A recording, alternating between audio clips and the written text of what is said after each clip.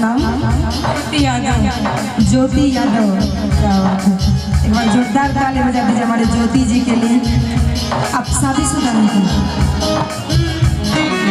अभी नहीं, अभी शादीशुदा नहीं है, कुंवारी है। हाँ हाँ, इनका बउआ है वो। ओहो, बेचारी कुंवारी है। कहती है भैया एक मिनट कि 12 बरख पिया हो झूलने ले लौटल।